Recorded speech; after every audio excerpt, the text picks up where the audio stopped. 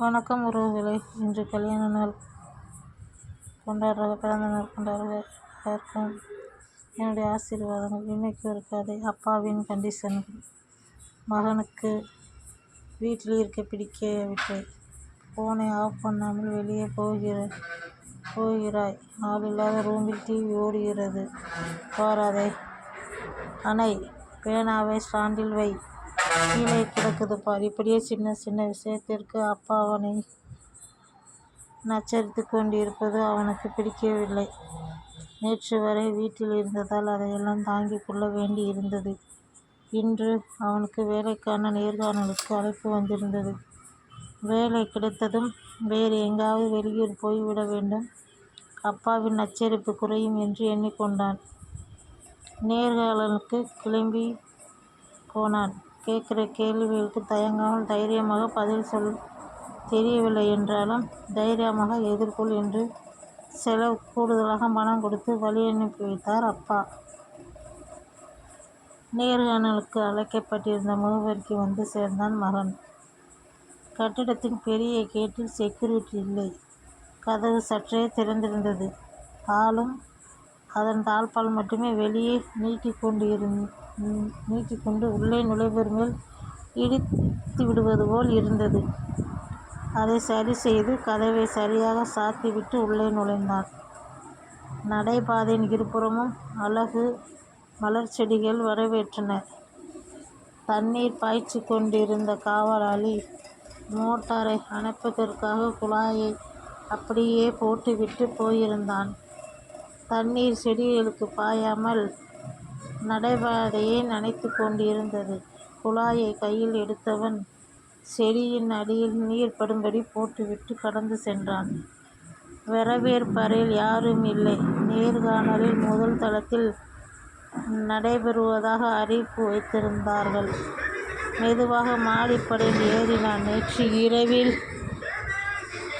போடப்பட்ட விளக்கு காலை 10 மணியாகியும் எரிந்து கொண்டிருந்தது. விளக்கை அணைக்காமல் செல்கிறாயே என்ற அப்பாவின் கண்டிப்பு காதுக்குள் ஒலிப்பது போல் பெரிய எரிச்சல் வந்தாலும் படியின் அருகே இருந்து சுவிட்சை இயக்கி விளக்கை அணைத்தான்.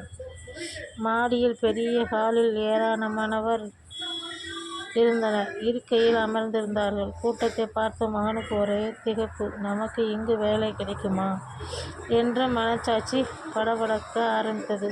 பதற்றத்துடன் அறைக்குள் நுழைய காலடி வைத்தவன் மிதியடியில் வெல்கம் என்ற எழுத்து தலைகீழாக இருந்ததை கவனித்தான். அதையும் வருத்தத்துடனேயே அதை காலால் சரி செய்துவிட்டு உள்ளே நுழைந்தான். அறையின் முன்புறத்தில் நேர்காணலுக்கு நிறைய இளைஞர்கள் அமர்ந்திருக்க, பின்பக்கத்தில் பல மின் விசிறிகள் சும்மா சுற்றி கொண்டு இருந்தன. யாரும் இல்லாமல் ஏன் அறையில் விசிறி ஓடுகிறது என்று அம்மாவின் கேள்விகள் காதிற்கு ஒலிக்க, மின் விசிறிகளையும் அணைத்துவிட்டு மற்ற இளைஞர்களுடன் சென்று அமர்ந்தான். இளைஞர்கள் ஒவ்வொருவராக உள்ளே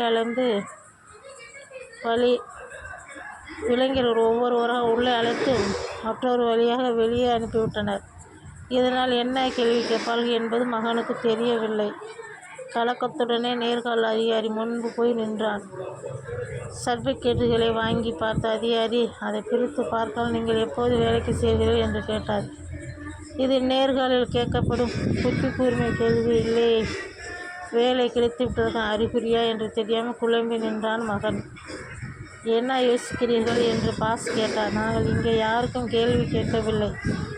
கேள்வி பதிலில் ஒருவன் மேலாண்மை தெரிந்து கொள்வது கடினம். அதனால் செயல்பாட்டின் அடிப்படையில் தேர்வு வைத்துவிட்டு கேமரா மூலம் கண்காணித்தோம். இங்கு வந்த எந்த இளைஞனுமே தேவையில்லாமல் வீணாகிய நீர் எரிந்த மின்விளக்கு ஓடிய விசிறி எதையும் சரி செய்யவில்லை. நீங்கள் ஒருவர்தான் அத்தனையும் சரி செய்துவிட்டு உள்ளே வந்தீர்கள். நாங்கள் உங்களை தேர்வு செய்திருக்கிறோம் என்றார். அப்பாவின் கண்டிஷன்கள் எப்பொழுதும் அவனுக்கு எரிச்சலை தரும். அந்த ஒழுங்குமுறையை இன்று வேலை வாங்கி தந்திருக்கிறது என்பதை அறிந்தபோது நெகிழ்ச்சியாக இருந்தது. அப்பாவின் மீதுள்ள எரிச்சல் சுத்தமாக தணிந்தது. வேலைக்கு செல்லும் இடத்திற்கு அப்பாவை அழைத்துச் செல்லும் முடிவுடன் சந்தோஷமாக வீடு திரும்பினான் மகன். அப்பா, நமக்கு எது செய்தாலும் சொன்னாலும் ஒரு சிறந்த எதிர்காலத்துக்காக மட்டுமே இருக்கும் என்று மகன் நினைத்து கொண்டே வீடு சென்றான்.